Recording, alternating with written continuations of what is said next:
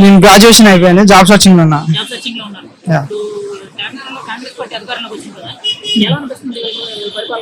Okay, Revanth Reddy పరిపాలన okay. Compare to KCR తోటి compare చేస్తే ఇప్పుడున్న ప్రభుత్వం ఓకే అనిపిస్తుంది నాకైతే. బెటర్ అనిపిస్తుంది. ఓకే, మెయిన్ ఫాల్ట్ వచ్చేసి ఏంటంటే నిరుద్యోగం కాడ పోయింది అది. ఎస్, మెయిన్లీ ఏదైతే ఉందో పేపర్ లీకేజ్. ఎస్, 100%. అఫ్కోర్స్ అది కూడా ఉంది, చాలా ఉన్నాయి, ఆరోపణలు చాలా ఉన్నాయి. ఇంకోటి బీఆర్ఎస్ ఓడిపోవడానికి మెయిన్ కారణం ఏంటంటే ఈ లోకల్ లీడర్స్ ఏదైతే ఉందో వాళ్ళు కొంచెం వీళ్ళ పలుకుబడి చూసుకొని కొంచెం ఏదో ఎక్కువ చేసిన అన్నాడు ఊళ్ళల్లో. వీళ్ళ పలుకుబడి చూసుకొని కొంచెం ఆ రూట్లెస్ గా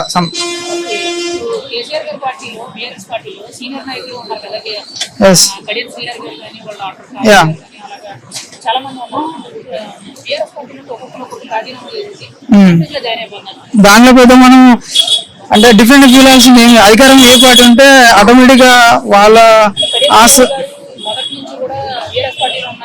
అవునవును.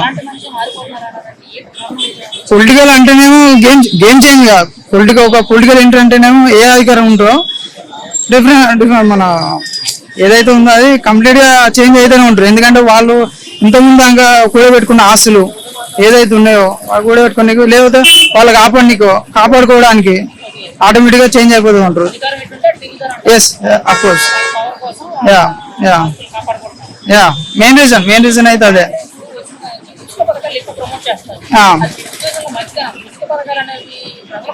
ఉచిత పథకాలు అంటే ఈ బస్ ఫ్రీ ఇదంతా నా ఒపీనియన్ చెప్తున్నాను.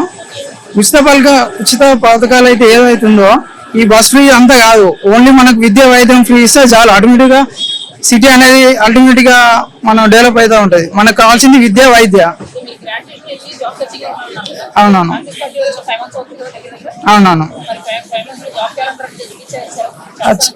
చేస్తా అన్నారు. ఎస్, అయితే ఎందుకంటే కాకపోతే ఇన్ కేస్ ఒకవేళ వాళ్ళు అన్న ప్రకారం కాకపోతే ఇక నెక్స్ట్ వచ్చే దీన్ని కాంగ్రెస్ మొత్తం కూడకపోతే రాదు మళ్ళా. ఈ మాట కనుక అన్న హామీలు అయితే ఏవైతే ఉన్నాయో అవి నిలబెట్టుకోలేకపోతే రాదు. ప్రజలు కూడా నమ్మరు. తర్వాతకి ఆటోమేటిక్ గా బీఆర్ఎస్ కే సపోర్ట్ చేస్తారు.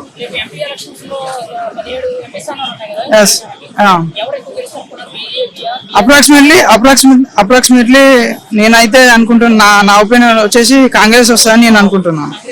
ఎస్, అవునవును.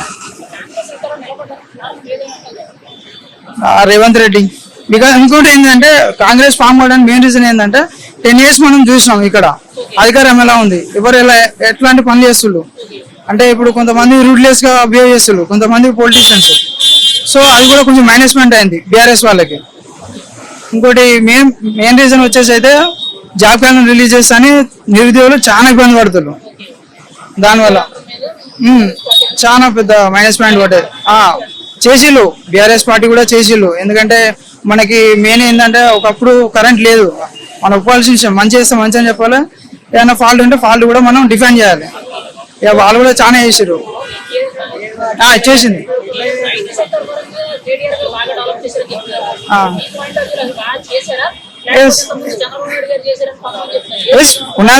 పునాది వేసిళ్ళు. ఏంటంటే ఆటోమేటిక్ గా మనం ఎక్కడైతే డెవలపింగ్ ఉంటుందో సిటీ ఇప్పుడు మైగ్రేట్ వేస్తులు చాలా ఎక్కడి నుంచి చాలా వరకు అదర్ స్టేట్స్ నుంచి మన సోర్స్ ఉన్నాయి కాబట్టి వస్తుంది కదా, సోర్సెస్ ఉన్నాయి కాబట్టి మనకి కొంచెం అవుతున్నాయి. కేటీఆర్ కూడా one of the reason. IT sector లో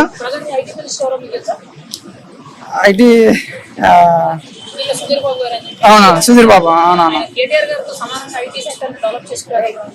చూడాలి. ఎందుకంటే మనం ఇప్పుడే కదా ఫామ్ అయ్యి 100 days అవుతుంది కదా, చూడాలి మనం. చూడాలి.